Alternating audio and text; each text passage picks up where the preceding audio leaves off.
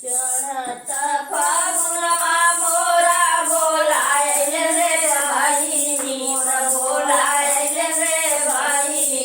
अरे सुखल बगिया दियाल न साजाए सुनले भाईनी, बगिया दियाल साजाए सुनले भाईनी।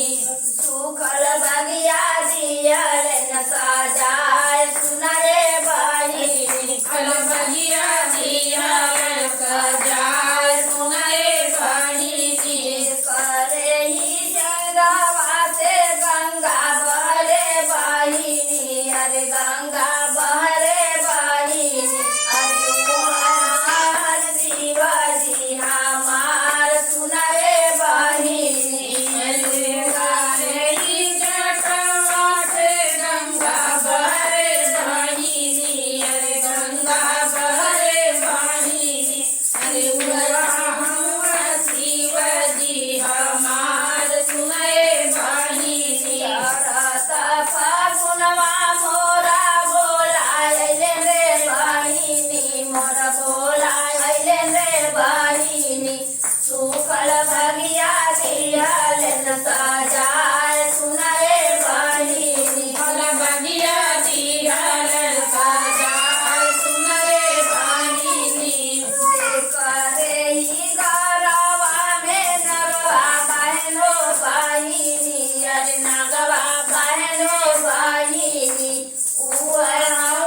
शिवाजी हमार सुनले भाईनी, करे ही गरवा में नगवा बड़े भाईनी, अरे नगवा बड़े भाईनी। अरे हनुमान शिवाजी हमार सुनले भाईनी, हनुमान शिवाजी हमार सुनले भाईनी, हनुमान शिवाजी हमार सुनले भाईनी। चढ़ता फागुनवा मोरा बोलायल रे भाईनी, मोरा बोलायल रे भाईनी। अरे सुखल बगिया दियाल न साजाए सुनले भाईनी, अरे सुखल बगिया दियाल न सजाए सुनले भाईनी।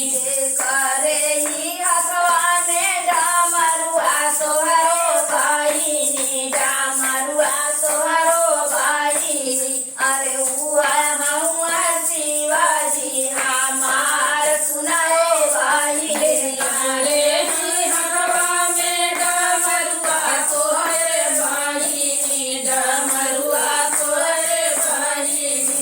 अरे हनुमान शिवाजी हमार सुनले भाईनी, अरे हनुमान शिवाजी हमार सुनले भाईनी, हनुमान शिवाजी हमार सुनले भाईनी।